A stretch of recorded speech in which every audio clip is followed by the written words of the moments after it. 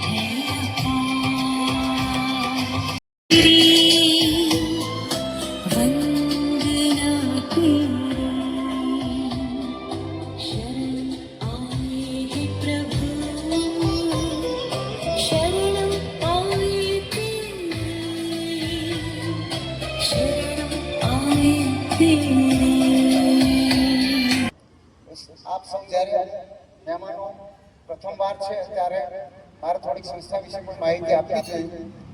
તો અહીંયા જ્યાં ત્યાં ઇકોવાળાનું નામ છે, તો ઇકોવાળા એટલે નડિયાદના બહુ લબ્ધ પ્રતિષ્ઠિત મોટા દાતા છે, અને એમના ડોનેશન થકી અનેક કોલેજો, યુનિવર્સિટીઓ, મોટા મોટા બિલ્ડિંગો ગુજરાતમાં જ નહીં પણ ગુજરાત બહાર પણ ખૂબ મોટી સખાવત કરે છે.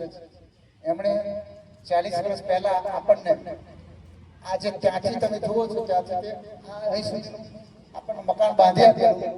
એમાં એક હોલ હતો અને 2-3 રૂમો હતી. એ આપણે 2-4 વર્ષ એમાં ચાલ્યું, પછી દીકરીઓની સંખ્યા વધતી ગઈ. એટલે જેનું નામ આપણે અહીંયા લખ્યું છે કુમારી રેસા પટેલ કન્યા છાત્રાલય, એમનો આપણે સંપર્ક કર્યો. એટલે એમણે આ બધી રૂમો જે આ લાઇનસર જુઓ છો એ એમણે બાંધી આપ્યા. એટલે બીજા દાતા એ પણ આપણા છે. બીજા આજના દાતા જે અંબુભાઈ રાઠોડ, જે અહીંયા પધાર્યા નથી, બીજો કાર્યક્રમ હોવાથી એમણે આપણને 20 લાખ રૂપિયા આપ્યા. તો આપણે ઉપર 45 લાખ રૂપિયાના ખર્ચે મોટો હોલ બનાવ્યો છે. એ તમામ પ્રકારની સુવિધાઓ આપવાની, ભોજન પાણી તો અમારી ફરજ જ છે આપવાની, પણ સાથે સાથે એમને બીજા પણ કંઈ કાર્યક્રમો હોય, એમને કંઈક શીખવું હોય તો તાલીમ આપણે એને ભરત, ગોથણ, સીવણ. અત્યારે પેલું બ્યુટી પાર્લરમાં બધા ચાલે, બ્યુટી પાર્લરમાં લોકો લાખો કમાય છે. તો અમે એ ફક્ત 500 રૂપિયામાં, નજીકમાં અમારા એક મિત્ર છે બિપિનભાઈ પટેલ કરી, એ ફક્ત 500 રૂપિયામાં 3 વખત જાઓ એટલે બ્યુટી પાર્લર શીખી જાય. સન્માન કર્યા પછી આપણે આગળનો કાર્યક્રમ શરૂ કરીએ. સન્માન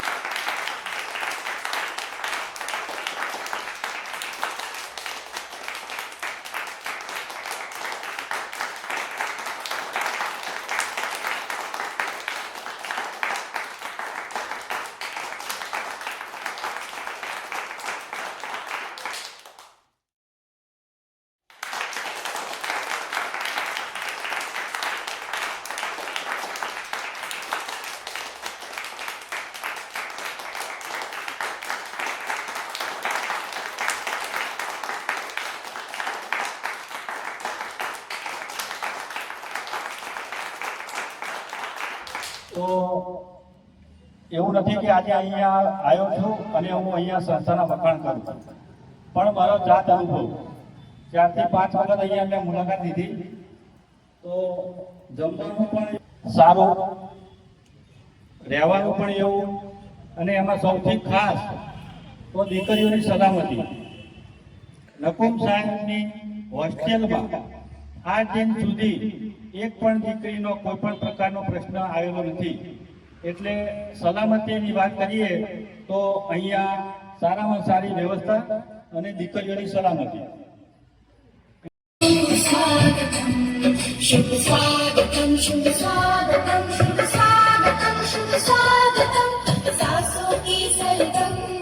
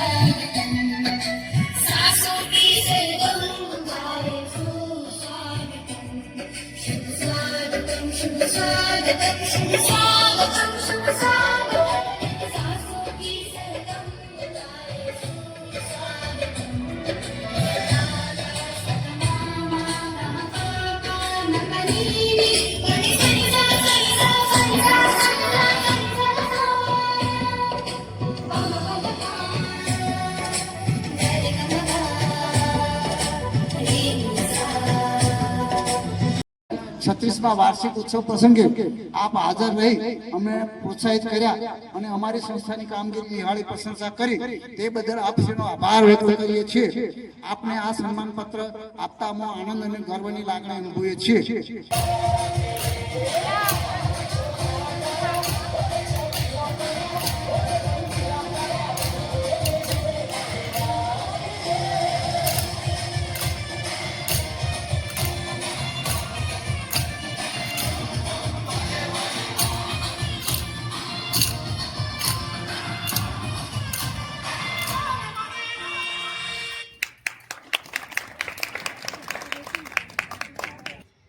મારું નામ ધ્રુવી જોશી છે.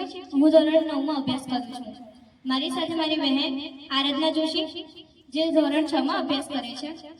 અમે જ્યારે આ સંસ્થામાં આવ્યા ત્યારે હું ધોરણ 7માં હતી અને મારી બહેન ધોરણ 4માં. અહીંયા આવી અમારા 3 વર્ષ થઈ ગયા છે. પ્રાચીન સમયમાં જે લોકો શિક્ષણ પામવા માટે પોતાના ઘરથી અને મા બાપથી દૂર છાત્રાલયમાં કાં તો પોતાના ગુરુના ઘરે શિક્ષણ મેળવવા જતા, તે જ રીતે અમે અમારા મા બાપથી દૂર અને ઘરથી દૂર અહીંયા શિક્ષણ મેળવવા આવ્યા છીએ. અહીંયા આગળ અમારી શાળા દૂર છે, તેથી અમને વાનની સગવડ મળે છે. અલગ અલગ પ્રવૃત્તિઓ પણ કરાવવામાં આવે છે, જેમ કે સીવણ, ગૂંથણ, mehndi classes, dancing, singing, beauty parlour course, yoga, અલગ અલગ પ્રકારની પ્રવૃત્તિઓ કરાવવામાં આવે છે. અહીંયા આગળ અમને ખૂબ જ સારું લાગે છે. અહીંયા અમારા સ્વાસ્થ્યનું પણ ખૂબ ધ્યાન રાખવામાં આવે છે. જ્યારે અમે બીમાર હોઈએ ત્યારે અમને અહીંયાથી દવાખાને પણ લઈ જવામાં આવે છે. જ્યારે અમે બીમાર હોઈએ તો અમને ઘરે પણ મોકલવામાં આવે છે. અહીંયા આગળ અમને ઘરનો જ અનુભવ થાય છે. અહીંયા અમને દર વર્ષે પ્રવાસ માટે બહાર લઈ જવામાં આવે છે. કોઈક વર્ષ અમને ગુજરાતની બહાર સાંસ્કૃતિક કાર્યક્રમ પણ કરાવવામાં આવે છે. આ છાત્રાલય બસ છાત્રાલય નથી, અમારું જાણે ઘર જ છે.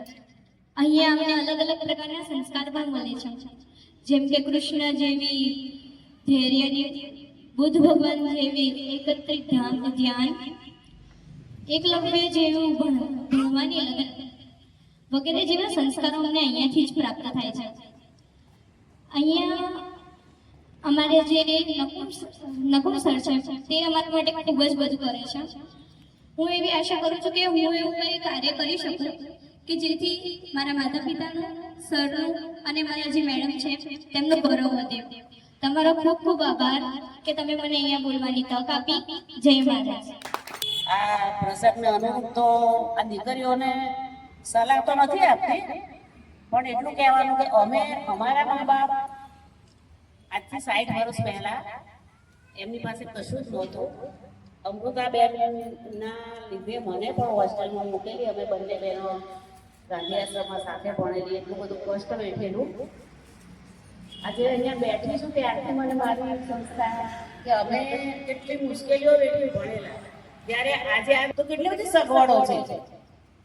સંસ્થામાં બધી જ સગવડો મળે છે. આપણે જાણ્યું, આ દીકરીએ પણ જે વાત કરી એ ઉપરથી આપણને ખ્યાલ આવ્યો કે આ સંસ્થા બહુ સરસ કામ કરી રહી છે. આભાર માનું છું. Thank you.